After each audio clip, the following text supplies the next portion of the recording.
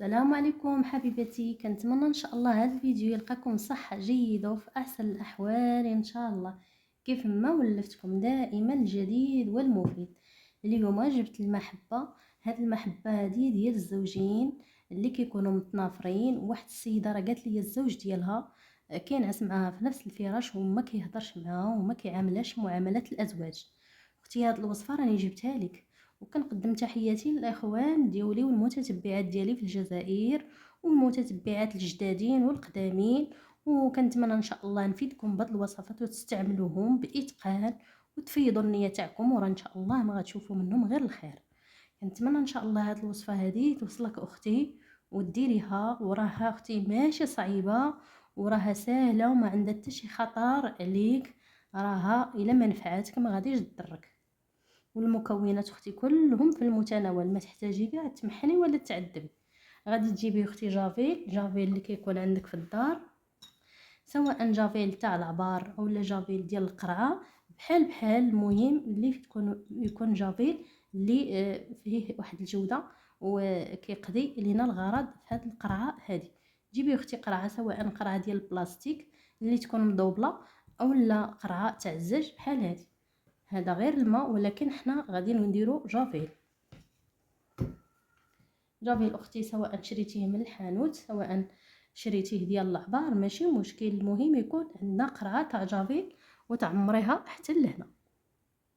عمريها بجافيل حتى لهنا وتخلي واحد المساحه خاويه كدكا ولا كتر باش ملي تبغي تحركيها تلقاي المساحه فين تحركيها. وغادي تحتاجي اختي الزعتر، وهذا راه الزعتر اختي ديال البلاد، يعني اللي فيه الرائحه والنسمه. اختي وشويه ديال الحرمل باش يقرا لينا على هاد المحبه هذه. وغادي ديري اختي 7 ديال الحبات تاع عود النوار ولا القرنفل. ها جوج، ها 3، ها 4، ها 5، ها 6، ها 7 الحبات. 7 الحبات اختي، وحجيره تاع الجاوي المكاوي راه كاين موجود. وغديري اختي 7 ديال الحبات ديال الزريعه تاع الفلفل الحار. 7 ديال الحبات، بحال كما درتي 7 ديال القرنفلات غادي ديري 7 ديال الحبات ديال القرنفل. و7 الحبات ديال الابزار، الا عندك الابزار حبوب ديري 7 الحبات. المهم اختي ضروري حنا خاصنا نديرو 7 ديال الحوايج. غادي يكون الجاوي هو الاول، وغادي يكون القرنفل هو الثاني، وغادي يكون الحرمل هو الثالث، وغادي يكون الزعتر هو الرابع، والبزار الابيض هو الخامس، والزريعه تاع الفلفل الاسود اللي هي حاره هي السادس. وبقى لنا السابع اختي، غادي تضيفي ليه شويه ديال الهريسه اللي كتكون غبره، راه كنديروها كتكون حمراء وهي هريسه كنقولوا ليها الهريسه. اختي ديري شويه ديال الجاوي وشويه ديال القرنفل، عقلي معايا مزيان، وزريعه تاع الفلفل الحار، وشويه الحرمل باش يقرا لينا، وشويه تاع الزعتر وشويه تاع الهريسه. كل وحده غادي ديري منها شويه. وغادي تجيبي اختي هذيك الخريقه، واخا تكون عندك قديمه واخا تكون عندك جديده ما كاين حتى شي مشكل، راه نفس المفعول اللي غيكون فيهم بجوج بهم. وكل عقيده اختي غادي ديري فيها شويه من حاجه، بحال مثلا غادي ديري الرزيمه الاولى غادي ديري فيها عقيده على هذا الشكل، وغادي تقولي ليه عقدتك عليا يا فلان ولد فلانه، ما تديك حتى وليا. وتجي عاوتاني اختي وتجمعي شويه الزعتر حتى هو، وتقول لي درت لك في الزعتر تجيني تعطر. وديري عقيده اخرى من وراء هاد العقيده هذه، فين ما ديري واحد الحاجه ديري عقيده اختي عليها حتى ديري 7 ديال العقيدات. غادي تجيبي العقيده الاخرى غادي ديري فيها شويه ديال الحرمل.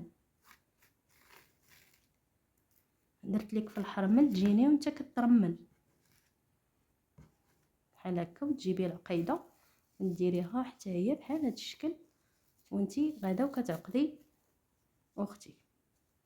وغادي ديري الجاوي، ديري غير حجيره صغيره، ما ديريش كبيره باش تعقد ليك دغيا عليها، وغادي تعقدي عليها، وغادي تبقاي اختي تعقدي حتى ديري 7 ديال العقيدات.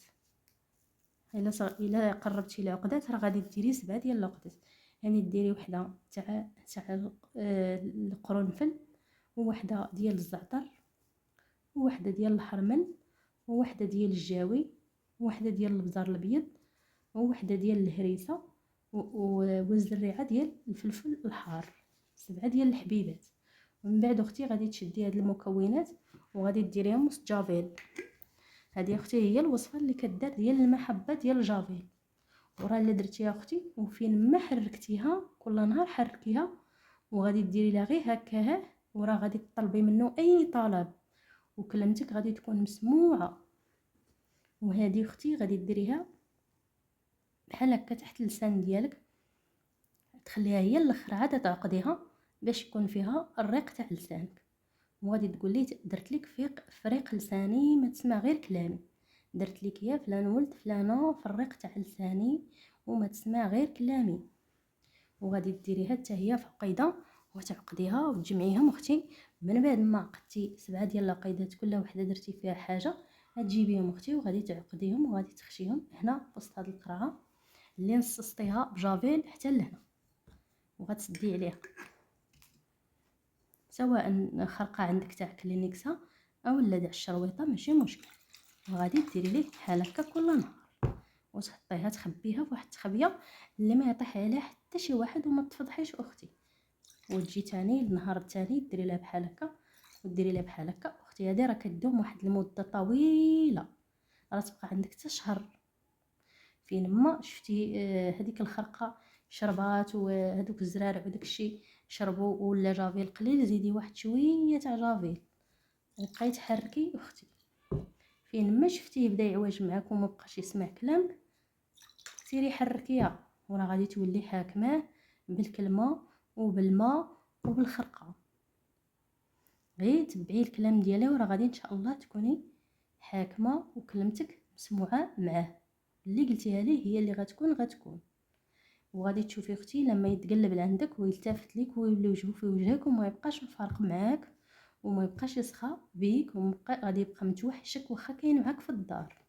غير حركي هذه وراه غادي تشوفي كما غادي تحركيها كيف ما المشاعر ديالو غادي تحرك وغادي يتعامل معاك زوين، وغادي يعطيك الفلوس وغادي يعطيك الخاطر وغادي يولي يسمع ليك ويولي يتكلم معاك في المواضيع اللي ما كانش يهضر معاك فيهم بالفرحات ديالو اختي، لانك وانتي درتي ليه هاد الوصفه هذه. وغادي ديري واحد الاهتمام من نفسك شويه باين، وغادي تعطي قيمه لراسك بواحد الشكل ملفت ومن وراء هاد الوصفه هذه. وماشي اختي غادي تكوني معفره عليه، ماشي غير يجي عندك بسهوله تنازلي حتى تطلبي طلباتك وتقولي لاش بغيت واش بغيت. وهذه راه ان شاء الله غادي تجيب لك معاه العز والكرامه والطلبات كلها غادي تنفذ لك. غير ما تقلاش منها وديريها وما تكونيش اختي عليك دم الحيط فاش تبغي تعوضيها او لا تكون عليك يعني شي حاجه ماشي نقيه. وديريها وفيدي النيه تاعك وتوكلي على الله وتشوفي لا ما تخدم لك مع الزوج اللي هاملك وناسيك وعطي وقته للنساء برا وانتي ما عطيك حتى شي وقت. كنتمنى اختي تجربي هذه الوصفه هذه وديريها لهذاك الزوج اللي معفر عليك ومكبر عليك ومنيف عليك. راه زوينه بزاف والمكونات حتى هي في المتناول ماشي صعيبه اختي. واخا تجيبيهم مع كل نهار وحده غادي تجمعيهم وديريهم في اي نهار من النهارات وراها غادي تقضي لك الغرض. وكل نهار خاصك ضروري تحركيها واحد 2 تحريكات ولا 3 وتعاودي تخبيها شي مكان اللي ما يلقاهاش. وراه غتشوفي الحب اللي غادي يتجدد وغتشوفي المشاعر اللي غادي تسخن وحتى هو غادي يولي عاطيك واحد القيمه انتي ما كنتيش حاسه بها من قبل.